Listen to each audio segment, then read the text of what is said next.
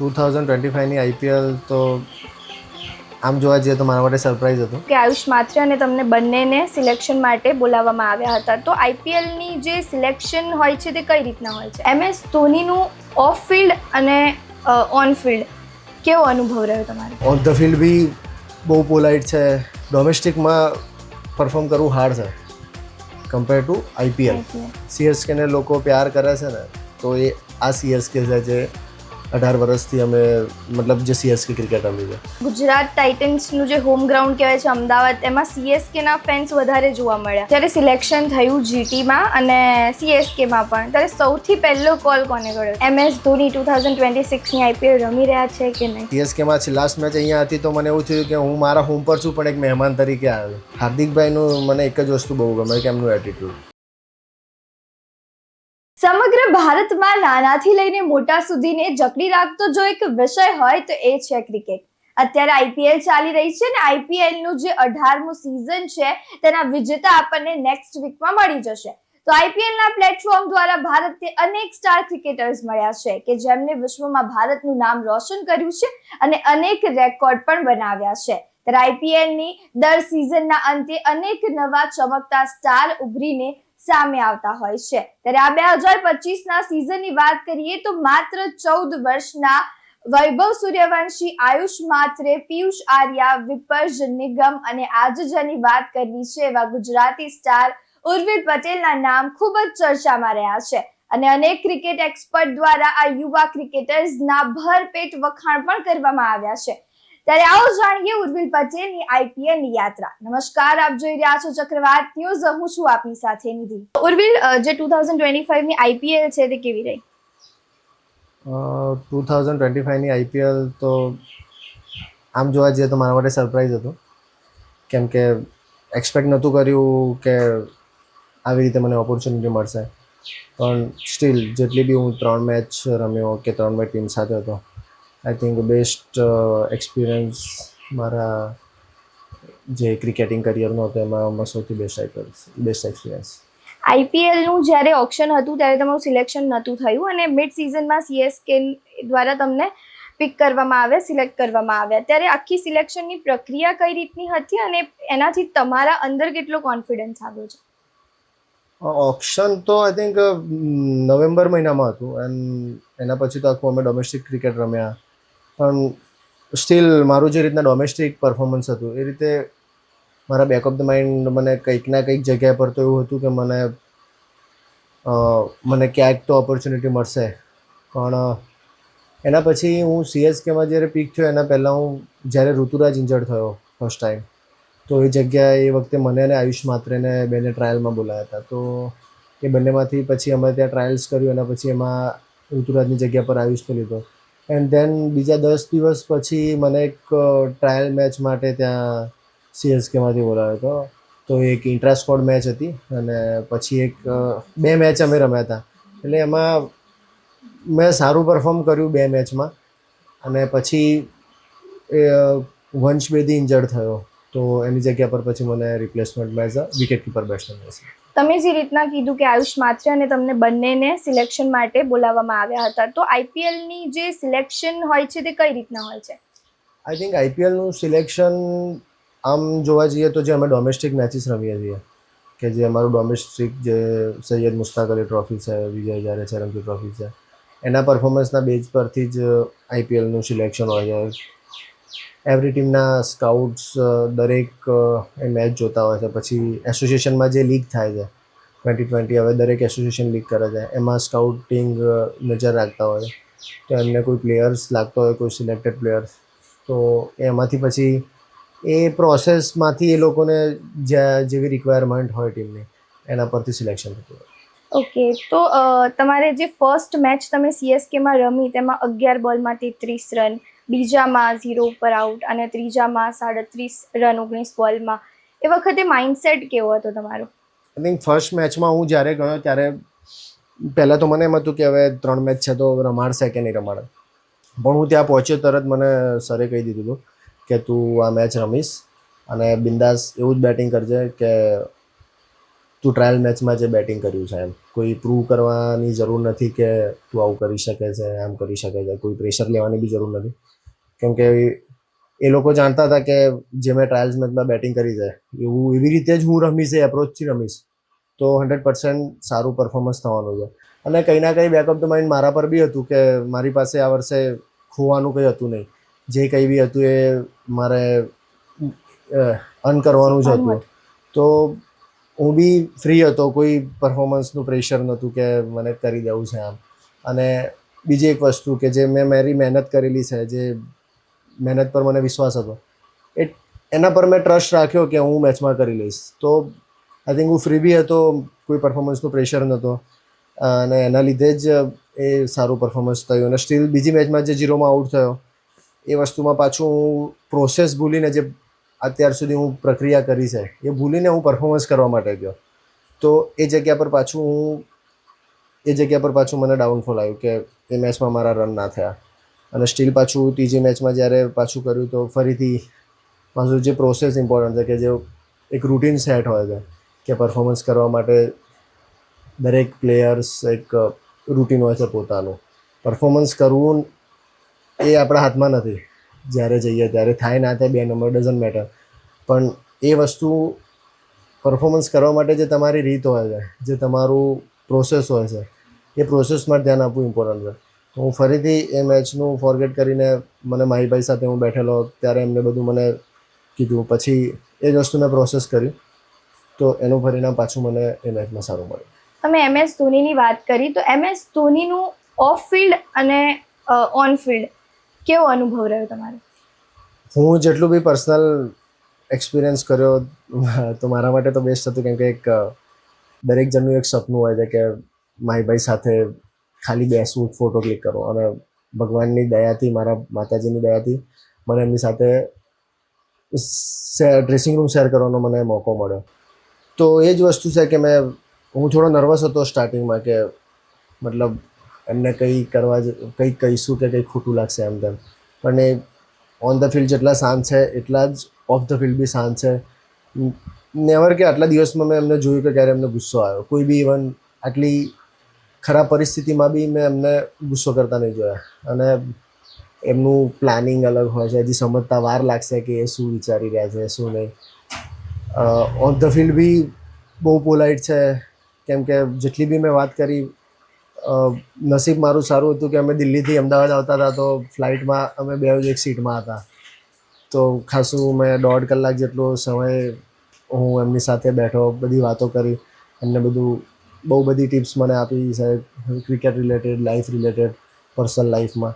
તો I think મેં જેવું એક્સપેક્ટ કર્યું હતું કે થોડું આપણને નર્વસનેસ હોય, પણ એકદમ નોર્મલ માણસના જેમ એ આપણને ટ્રીટ કરતા હતા.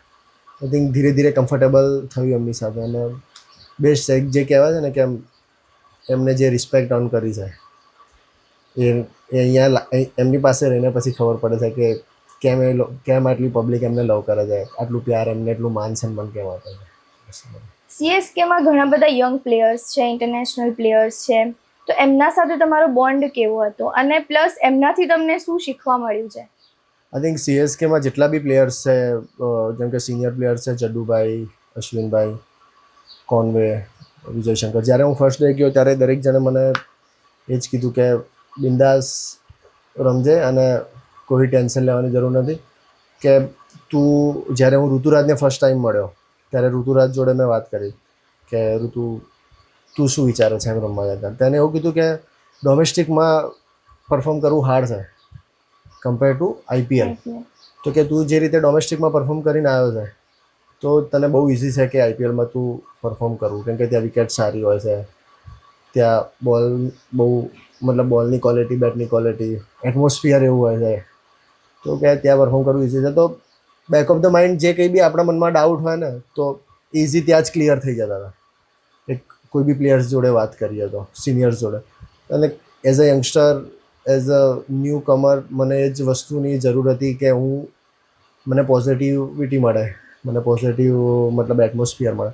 આઈ થિંક દરેક જ્યારે કોચ છે, ફ્લેમિંગ, માઇક હસી, એ બધાએ બિંદાસ જ કીધું કે બિંદાસ જે કરતો આવે છે એ જ કરો, કોઈ રોકેટ સાયન્સ નથી, કંઈ નવું નથી. આઈ થિંક એ ક્યાંક ના ક્યાંક બહુ બધી વસ્તુ સપોર્ટ કરી છે એ બધી વસ્તુ. લાસ્ટ મેચમાં સીએસકે ને હારવાનું જીતવાનું કંઈ ફરક નહોતો પડવાનો, કારણ કે ઓલમોસ્ટ લાસ્ટ ઉપર એમને ખતમ કર્યું છે.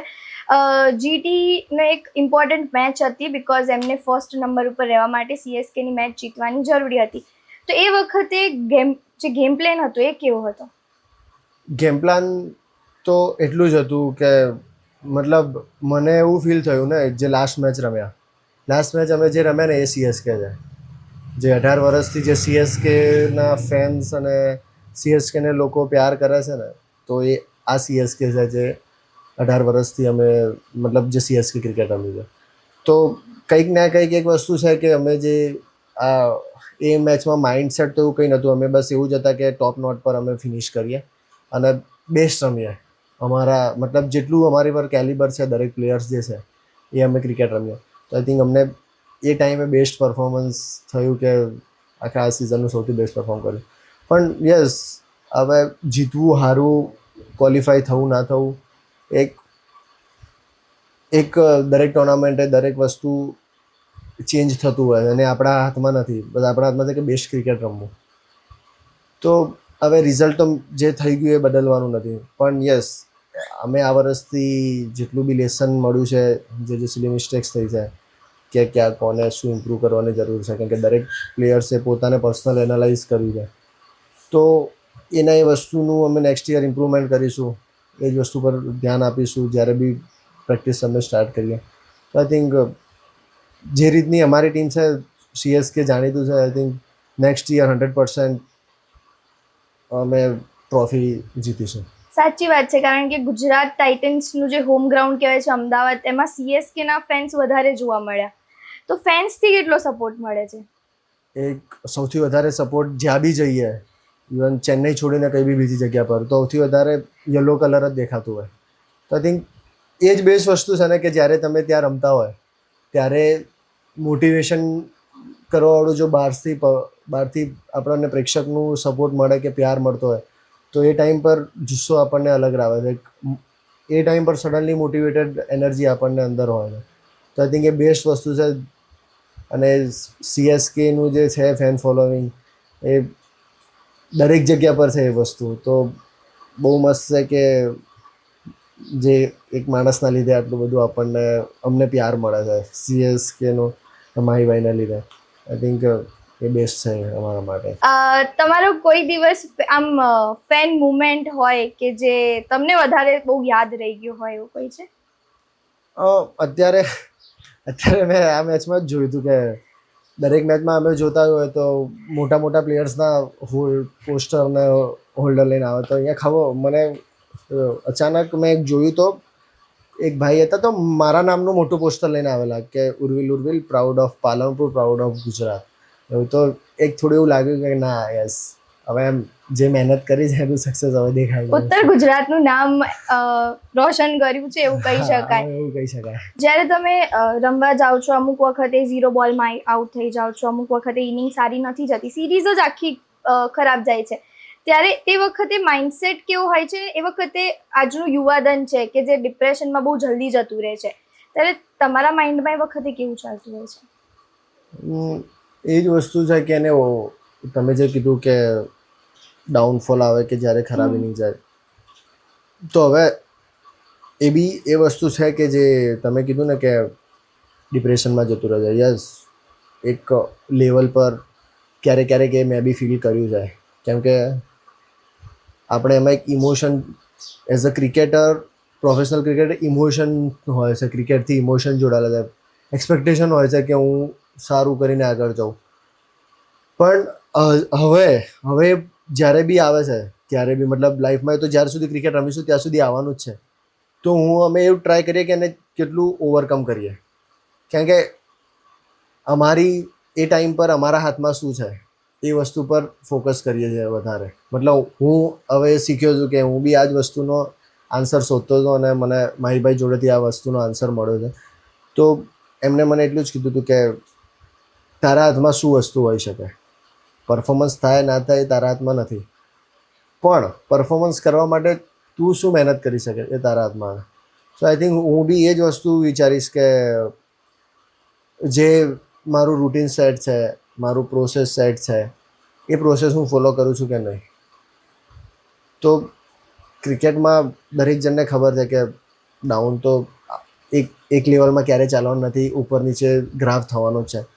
તો યસ, પોતાની જાતને એ વસ્તુ સંભાળવી બહુ જરૂરી છે, કહેવી જરૂરી છે કે ના તું બેસ્ટ છે, તું આટલું કર્યું છે તો તું બી આગળ તું તારે જ કરવાનું ને તું કરી શકીશ. એ જ વસ્તુથી મોટિવેશન પોતાની જાતને મળતું હોય છે અને એ વસ્તુ પર પોતાનો સેલ્ફ કંટ્રોલ હોવો બહુ જરૂરી છે એઝ અ પ્લેયર, મને એવું લાગે છે. તો હું જ્યારે બી મતલબ થાય ત્યારે એ બી કેવું છે કે બોલીને કોઈને હું કહું તમને અને તમે શીખી જવું નથી, એ એક્સપિરિયન્સથી પગે ઠોકર વાગીને જે વસ્તુ શીખાય. તો આઈ થિંક ક્યાંક ને ક્યાંક મને બી એ વસ્તુ ઠોકર વાગીને જે અસર થાય છે. અને હા, હવે એ ટાઈમ એવું સિચ્યુએશન આવે તો આઈ હેન્ડલ માય સેલ્ફ, હું મને શ્યોર છે એ વસ્તુથી જ થઈ શકે. MS ધોની સાથે થયેલી એવી એક વાત કે જે તમારું મે બી ફ્યુચરમાં એ કામ આવી શકે. જ્યારે માહીભાઈ સાથે મેં વાત કરવા હું બેઠો ત્યારે મને એમ હતું કે માહીભાઈને કોઈ ક્વેશ્ચન કરીશ ને તો અલગ ડિક્શનરીથી આન્સર આવશે કે એવું હશે, પણ એટ ધ સેમ ટાઈમ સાચું કહું તો બિલકુલ સિમ્પલ હતું. જે મતલબ મને એવું ફીલ થયું કે હું ક્યાંક ને ક્યાંક એ આન્સર વિચારું છું, હું જે ક્વેશ્ચન પૂછું છું એના આન્સર બેકઅપ તો હું ક્યાંક ના ક્યાંક તો વિચારું જ છું અને મને એ જ આન્સર મળ્યો છે. તો હું ક્લિયર થઈ ગયો કે ના ભાઈ, હું બી રાઈટ વેમાં જ વિચારી રહ્યો છું. એમાં થોડું ઘણું 20-25% આમ તેમ હોય કે થોડું એમને કીધું હોય કે ના આટલું બીજું એક્સ્ટ્રા કરી શકે, તો હું એટલી જ વસ્તુ છે, બાકી એવું કશું છે નહીં. મતલબ એ બી એ જ કહે છે કે જેટલું સેલ્ફ એનાલિસિસથી તમને આન્સર મળે છે ને એનાથી બેસ્ટ કોઈ નહીં મળી શકે. દરેકને પોતાની, તમારું અલગ હોય છે, મારું અલગ હોય છે, આમનું અલગ હોય છે. પોતાની જાતને એનાલાઇઝ કરવું બહુ ઇમ્પોર્ટન્ટ વસ્તુ છે. સાચી વાત છે. CSKની ફેન ફોલોઈંગ બહુ અલગ વસ્તુ છે અને તમારી ફેન ફોલોઈંગ હવે વધતી જઈ રહી છે. તો have you ever experience crazy fans?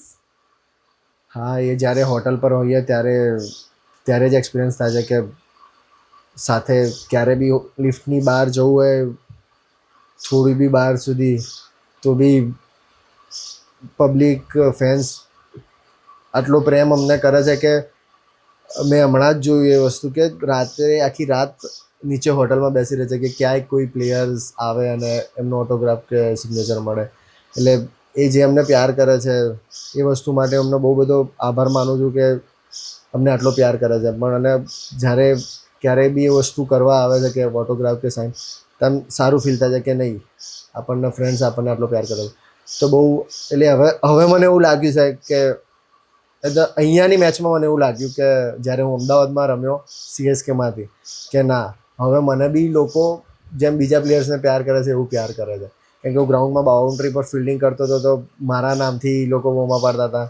પછી એમ હું વેવ કરું તો આખું એક સ્ટેન્ડ એમ મને આપણા ગુજરાતી છોકરા તરીકે પ્યાર આપતા હતા. આઈ થિંક એ ક્યાંક ને ક્યાંક બહુ સારું ફીલ થઈ ગયું છે. CSKનો જો ડ્રેસિંગ રૂમ છે એમાં સૌથી ફની અને સૌથી લેઝી માણસ કોણ છે? ફની તો આઈ થિંક મને એવું લાગ્યું કે બ્રેવિસ છે. જેટલું બી જોડે રહ્યા બહુ બધું મસ્તી કરે છે. અને લેઝીમાં તો એટલું એક્સપિરિયન્સ, લેઝીમાં તો હમણાં તો એવું કોઈ લાગ્યું નહીં કે આ લેઝી છે. થોડો ટાઈમ રહ્યો છે. ડ્યુરિંગ ધ ટાઈમ જે છે આટલો, એમાં તમારા જે ફેમિલી મેમ્બર્સ છે તેમનો કેટલો સપોર્ટ રહેલો છે? એ કદાચ તો એ સપોર્ટ ના હોત તો હું લેવલ પર પહોંચી જ ના શક્યો હોત. પહેલી વસ્તુ કેમ કે જો ને આટલી ગરમીમાં તમે ઇન્ટરવ્યૂ લેવા તો દરેક જણ ઊંઘવાના ટાઈમે બી અત્યારે બધા મારા માટે બેસી રહ્યા છે. બહુ really well supported my family. કેમ કે જ્યારે બી આમ સક્સેસ હોય ત્યારે તો આપણને ખબર પડે જ, પણ એ જ વસ્તુ છે કે જ્યારે હું સિલેક્ટ નહોતો અને જ્યારે હું નહોતો થયો પછી હું આવ્યો ત્યારે એ ટાઈમ પર મારી સાથે જે બધા હતા અત્યારે જે છે એ લોકો બધા એ વખતે પણ મારી સાથે જ હતા. અને એમના વગર એ છે તો મને ક્રિકેટિંગમાં જર્ની માટે સપોર્ટ થયો જાય કે એ છે તો હું ક્રિકેટ માટે ધ્યાન આપી શકતો હતો દરેક વસ્તુ માટે. તો આઈ થિંક પપ્પા મમ્મી તો બહુ મહેનત કરી જ છે મારા માટે, પણ મારા જેટલા બી અહીંયા અમે આખા દાદાનું પરિવાર એક જ છીએ.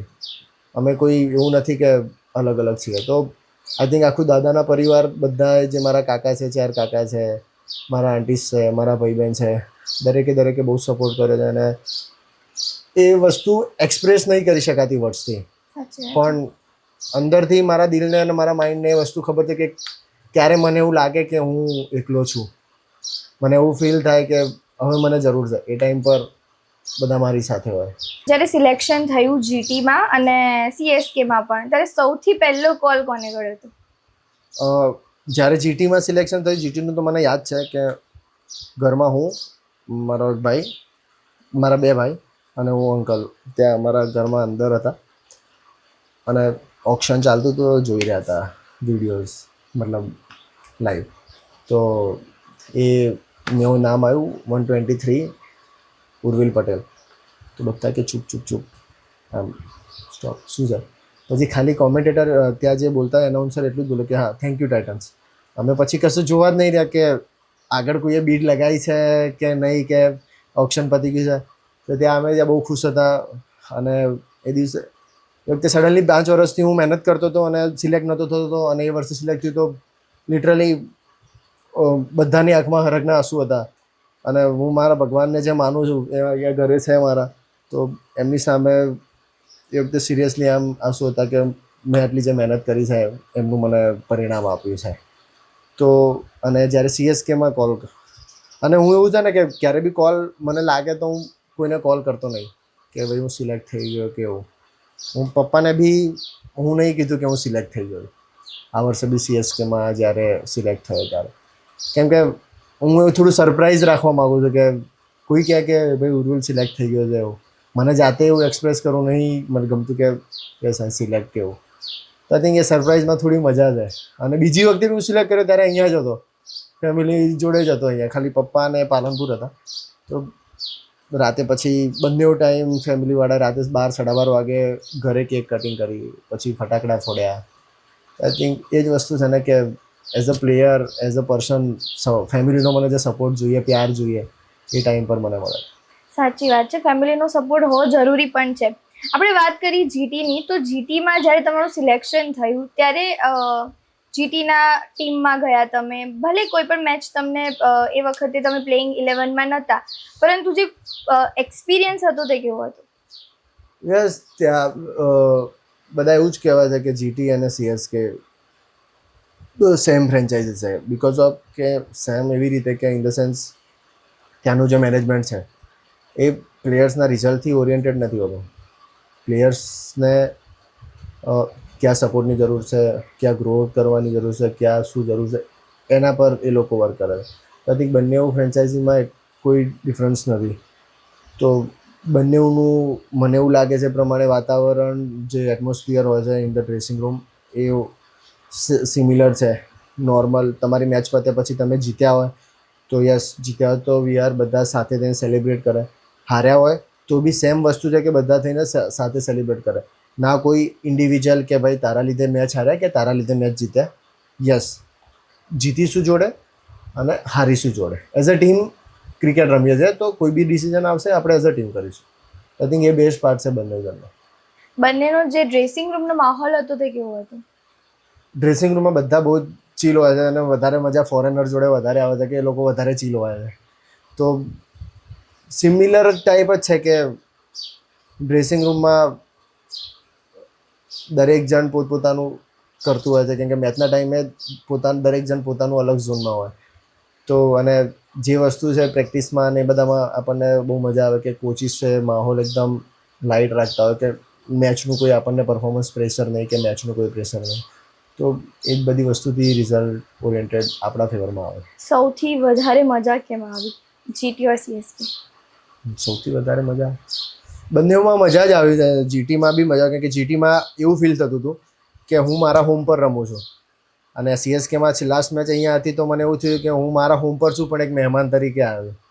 આઈ થિંક બંનેમાં એ ટાઈમ પર ત્યાં મજા આવતી હતી, આ ટાઈમ પર અહીંયા મજા આવે છે. તો આઈપીએલ કોઈ બી ટીમમાં જાઓ બહુ મજા જ આવવાની છે વસ્તુ. સાચી વાત છે. જ્યારે તમે સિલેક્ટ થયા ત્યારે હાર્દિક પંડ્યા કેપ્ટન હતા જીટીના, તો હાર્દિક પંડ્યાના અંડરમાં રહીને કેટલો એક્સપિરિયન્સ ગેઇન કર્યો છે?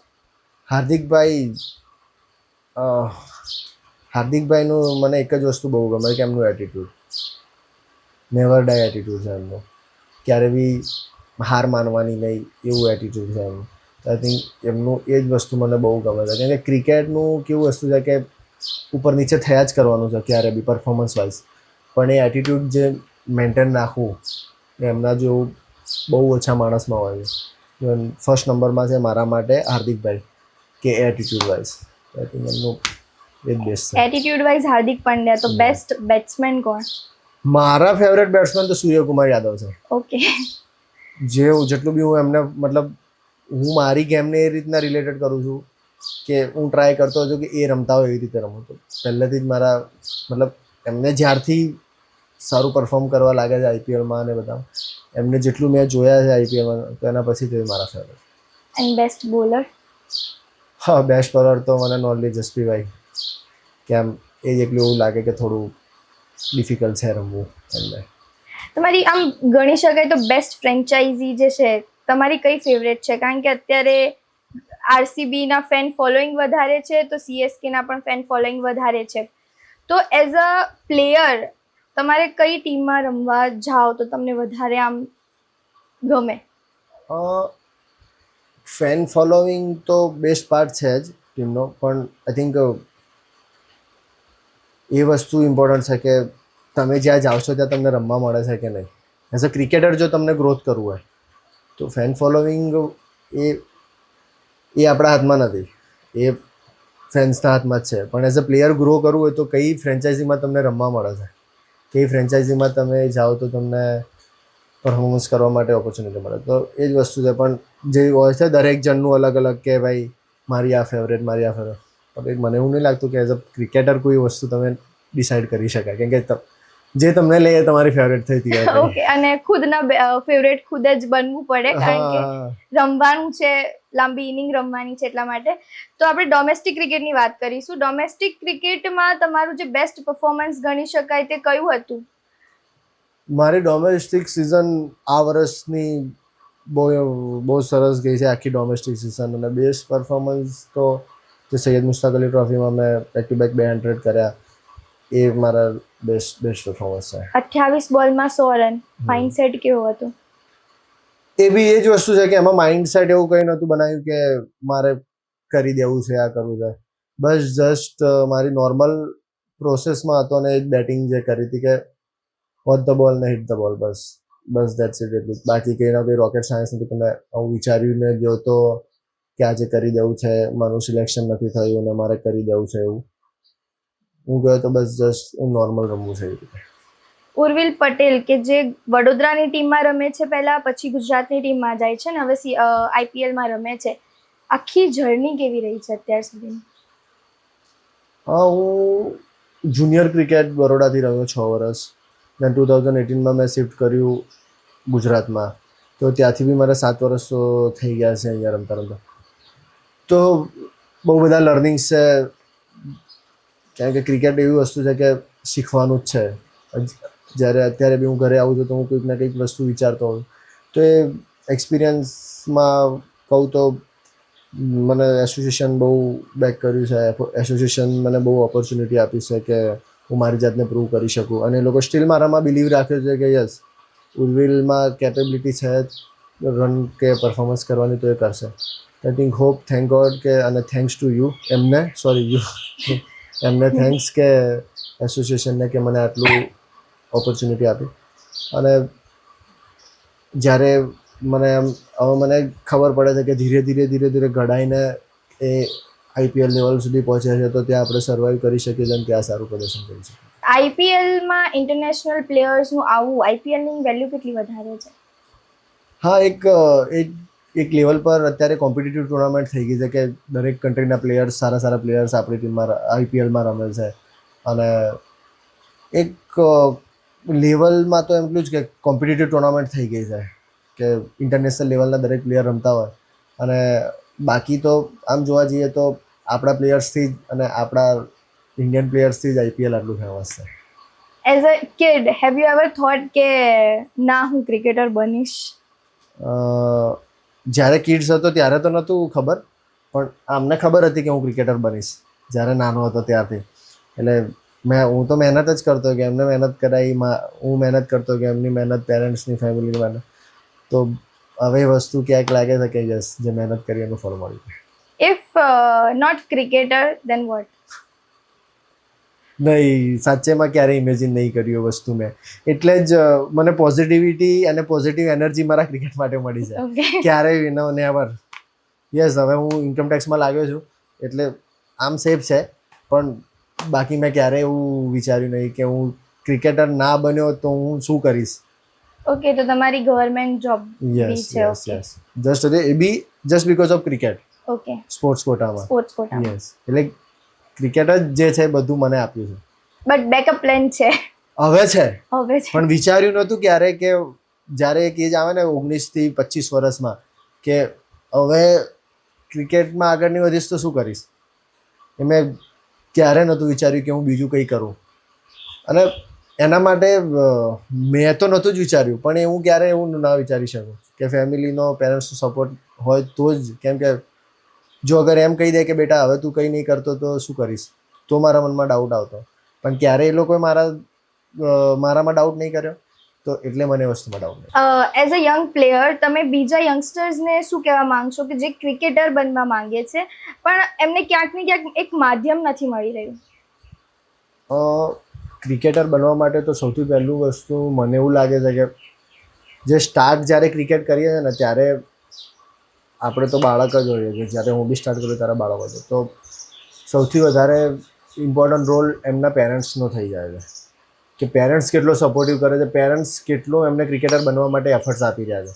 કેમ કે સેક્રિફાઈસ મારું જેટલું અત્યારે છે એટલું મારા સ્ટાર્ટિંગની જે એજ હતી કે જ્યારે મને બેઝિક મારું ક્રિકેટનું હતું, તો પેરેન્ટ્સનું સેક્રિફાઈસ બહુ ઇમ્પોર્ટન્ટ થઈ જાય. તો હોપ કે મારા પેરેન્ટ્સે તો મને એવું સપોર્ટ કર્યો છે કે તું ક્રિકેટર જ બન. તો આઈ થિંક જો એક વસ્તુ છે કે તમારે ક્રિકેટર બનવું હશે તો સેક્રિફાઈસ તો છે જ, અને સાથે સાથે રાઈટ વેમાં જો તમે મહેનત કરશો તો 100% અત્યારનું જે રીતનું ક્રિકેટ છે એ રીતના ક્રિકેટમાં તમને 100% અત્યારે જે રીતના બહુ ઓપોર્ચ્યુનિટીઝ વધી ગઈ છે ક્રિકેટ્સમાં, તો તમને ચોક્કસ એનું પરિણામ સારું મળશે. ઇન્ડિયા માટેના શું પ્લાન છે? યસ, દરેક જણનું ડ્રીમ હોય છે કે પ્લે ફોર ઇન્ડિયા. તો ઇન્ડિયા માટે બી જો સ્ટીલ એ મારા હાથમાં નથી કે ઇન્ડિયા માટે શું પ્લાન છે, પણ બટ હું એ જ વસ્તુ મારા પ્રોસેસમાં રહીશ ને કે મારે મારી નેક્સ્ટ ડોમેસ્ટિક સિઝન આવે છે, પછી નેક્સ્ટ IPL છે, એમાં મારું બેસ્ટ આપવું છે કે મારું બેસ્ટ ક્રિકેટ રમવું છે. તો મને વિશ્વાસ છે મારા ભગવાન પર, મારા માતાજી પર કે કંઈક ના કંઈક રસ્તો જો IPLમાં આવી રીતે રસ્તો મારો લાવી છે તો ક્યારેક ના ક્યારેક રસ્તો ઇન્ડિયાનો બી મળશે મને. લાસ્ટ ક્વેશ્ચન, MS ધોની 2026ની IPL રમી રહ્યા છે કે નહીં? હોપ રમે. તો અમે તો એવું ઈચ્છીએ એઝ CSK પ્લેયર્સ તો એવું ઈચ્છીએ કે મારી ભાઈ રમે, અને એ તો એમના પર જ છોડી દેવું જોઈએ કે શું ડિસિઝન છે, પણ બટ સ્ટીલ હોપ કે અમે રમે, કેમ કે એમના અંદર રમવામાં અલગ મજા છે. Okay, thank you so much. સફળતા દરેકને આકર્ષિત કરતી હોય છે અને સફળ વ્યક્તિની દુનિયા દીવાની હોય છે, પરંતુ આ સફળતાની પાછળ એક સંઘર્ષ અને કપરી મહેનતની કહાની પણ હોય છે જે ખૂબ ઓછા લોકો જાણતા હોય છે. આપણા યુવા ક્રિકેટર ઉર્વિલ પટેલની સફળતા પાછળ એમના માતા પિતા અને પરિવારનો સંઘર્ષ પણ છુપાયેલો છે. તો આવો જાણીએ ઉર્વિલ પટેલની સફળતાના સાચા શિલ્પીકારોનું ઉર્વિલ પટેલની સક્સેસ વિશે શું કહેવું છે. જેમ ઉર્વિલે જણાવ્યું તેમ કે પેરેન્ટ્સે બહુ સપોર્ટ કર્યો છે, ત્યારે તમારા પ્રત્યે તમારા તરફથી તેમને કેટલો સપોર્ટ હતો? આમ જોવા જઈએ તો હું પણ PT ટીચર જ છું એક, અને જ્યારે હું ભણતો હતો ત્યારે હું એથ્લેટ હતો 100 મીટરનો. યુનિવર્સિટી હું પણ રમેલો છું. ઓકે. પણ જેટલું જોઈએ એટલું મને સક્સેસફુલ મળેલું નહીં. હવે ત્યારથી મને એવું થયેલું કે નહીં, મને નથી સફળતા મળી, પણ મારે જે બાળક આવશે એને હું 100% નેશનલ કોમ્પિટિશનમાં જોડીશ અને એક સારો સ્પોર્ટમેન બનાવીશ. ત્યારે વિચાર્યું હતું કે તમે માઇન્ડમાં સેટ કરી લીધું છે, પરંતુ જે રીતની પ્રેક્ટિસ ઉર્વિલને કરાવવાની હોય, જે રીતને એમને લઈ જવાના હોય ગ્રાઉન્ડ ઉપર, એ આખી પ્રોસેસ કઈ રીતની હતી?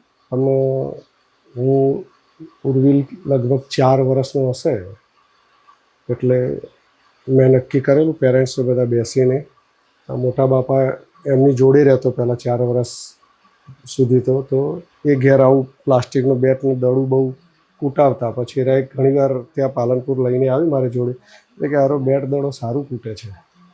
પછી મને એવું થયું કે નહીં, તો આને હું ક્રિકેટમાં હવે ચાલુ કરું. તો 4 વર્ષની ઉંમરે મેં આપણે પાલનપુરમાં ક્લબ છે, સારું ક્રિકેટ છે પાલનપુરમાં, ક્લબમાં પ્રેક્ટિસ પણ સારી થાય છે. મેં 4 વર્ષની ઉંમરથી ઉર્વિલને પ્રેક્ટિસની શરૂઆત કરી. સખત મહેનત. ઉર્વિલ પણ એટલું જ સાથે સપોર્ટ આપતો, સખત મહેનત કરે. અને પહેલાં મેં એક ફાસ્ટ બોલર તરીકે એને તૈયાર કર્યો. ફાસ્ટ બોલરમાં જબરજસ્ત બોલિંગ કરતો એટલી ઉંમરે પણ પછી ધીમે ધીમે બોલની સ્પીડ લાવવામાં એ શું કરતો, ચક બોલિંગ નાખતો. અને બોલરમાંથી બદલી અને પછી એના કોચે પ્રકાશભાઈ કરીને છે પાલનપુર, એમને એવું વિચાર્યું કે સાહેબ બોલિંગ ચક નાખશે, આર્યો થ્રો બોલિંગ નાખશે, આપણે એને બેટ્સમેન વિકેટ કીપર તૈયાર કરીએ. હું બેટ્સમેન વિકેટ કીપર છું એમ એના કોચ કહેતા, અને સારા બેટ્સમેન વિકેટ કીપર હતા. એટલે એને પછી ઉર્વિલને એક બેટ્સમેન વિકેટ કીપર તરીકે અમે ચાલુ કરાવી દીધું. એટલે લગભગ 13 વર્ષની ઉંમરથી તો ઉર્વિલ ડોમેસ્ટિક અંડર 14, 16, 19 આ બધું સિલેક્શન સ્ટેટ લેવલ થવા માંડ્યું. એટલે પછી અંડર 14 જુઓ ને 13 વર્ષે સિલેક્ટ થયો બરોડાથી, તો પછી એને ત્યાં જ રહેવાનું થયું. ત્યાં સારા BCA બરોડા ક્રિકેટ એસોસિએશનના કોચ અને બધા મળે, એટલે એના પછી એકદમ પાવરફુલ ક્રિકેટ થયું સરસ. એટલે નાની ઉંમરથી સતત પ્રેક્ટિસ.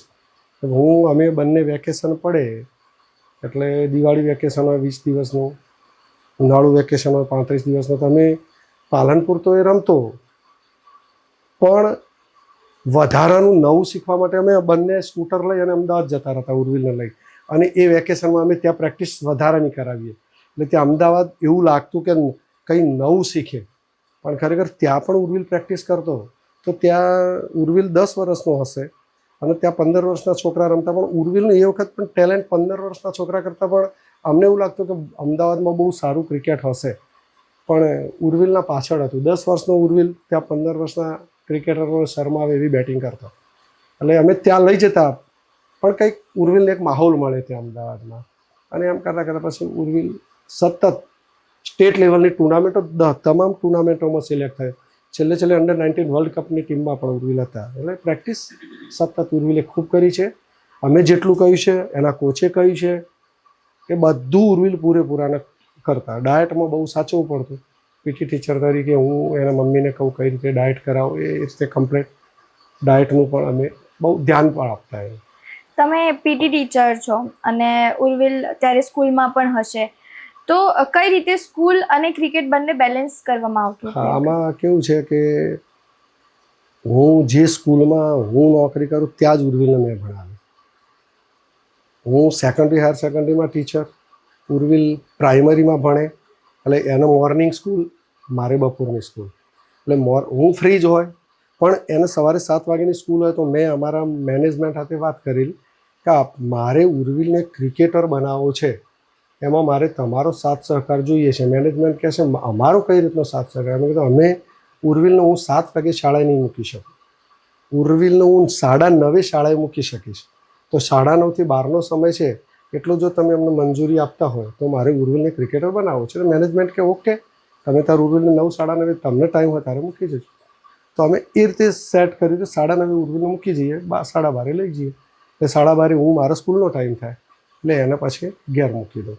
એટલે મેનેજમેન્ટે પણ મને સાથ સહકાર આપ્યો કે તમે ક્રિકેટર બનાવવા માગતા હોય, તમારો ગોલ હોય તો ચોક્કસ શાળા એના માટે જે થશે, અમારે શાળાને ફક્ત સમય જ આપવાનો છે.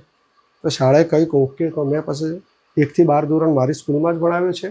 એ રીતે ટાઈમનું એડજસ્ટ કરી અને એનું શેડ્યુલ જાળવી રાખ્યું છે. ઉર્વિલે જેમ કીધું કે તે અત્યારે ઇન્કમ ટેક્સ ડિપાર્ટમેન્ટમાં પણ છે, ગવર્મેન્ટ જોબ છે, તો તમે વિચાર્યું હતું કે ના ક્રિકેટર સિવાય પણ એનું કોઈ બીજું કરિયર હશે? પટેલના છોકરા હોય ને એટલે ઉર્વિલને પહેલાંથી કહી ગયું, જો બેટા આપણે નોકરી નહીં મળે તો તારી મમ્મીનું બંને પેન્શનવાળા છીએ, પાછળના ભવિષ્યમાં પેન્શન અમારું આવશે. અને પટેલનો છોકરો તો છેવટને 2 બળદ લાઈન ખેતી એ કરી શકે. એટલે કીધું આપણે નહીં મળે સફળતા તો આપણે ખેતી કરશે.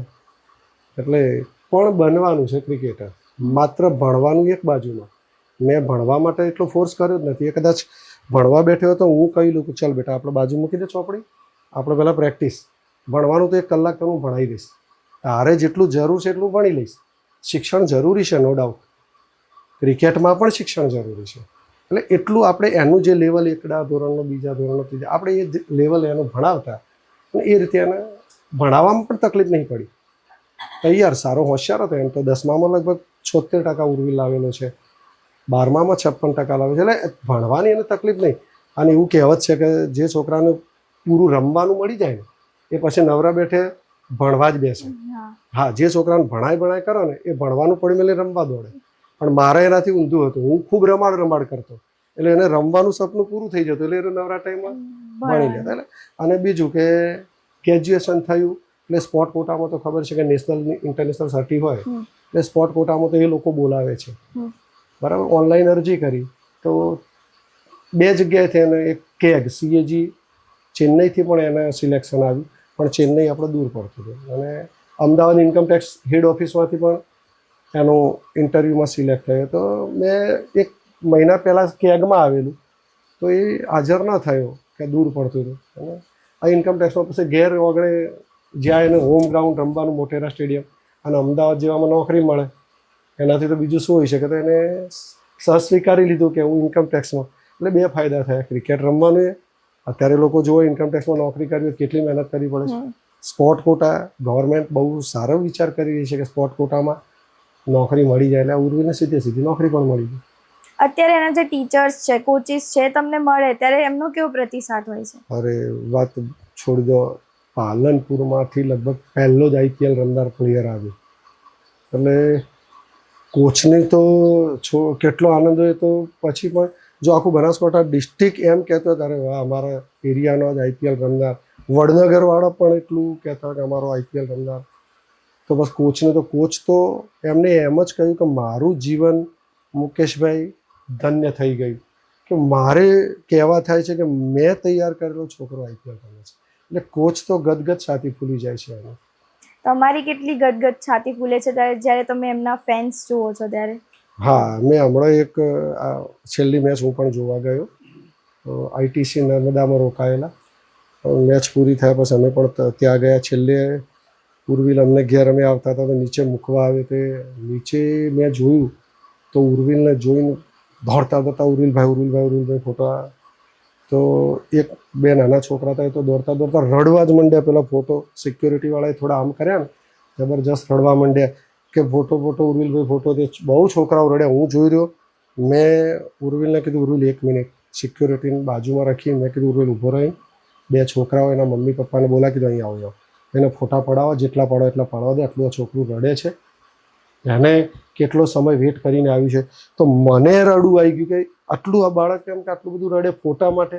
મેં કીધું તું ઊભો રહી ઉર્વિલ મેં ઊભો રાખ્યો. એના પરિવાર સાથે ઊભા રાખી અને ફોટા પડાયા. એના મમ્મી પપ્પા ખુશ થઈ ગયા. મને પૂછ્યું કે તમે કોણ? મેં કીધું હું જે હોય. આપણે ફોટા પડી ગયા કે સાહેબ તમારો મને નંબર આપો. મેં કીધું એ બાજુ તમારા જે છોકરાનો આનંદ હતો કે મારા છોકરા જ રાતે ઉઠશે. એટલે મને પણ એવો આનંદ થયો કે શું છોકરાને ફોટા પડાવવાથી એને કેવો આનંદ થયો, એનાથી વધારે મને આનંદ થયો. એઝ અ ઉર્વિલના મોટા પપ્પા તરીકે તમારી કેવી ફિલિંગ છે? અત્યારે CSKમાં રમી રહ્યો છે, લોકો ફેન ફોલોઈંગ એમની વધી રહી છે, કેવું લાગી રહ્યું છે? મને જેટલું લાગે કે ઇન્ડિયા રમે તો બસ. એઝ અ મધર તરીકે તમે ઉર્વિલનો જે ડાયટ પ્લાન છે કઈ રીતે મેનેજ કરતા હતા?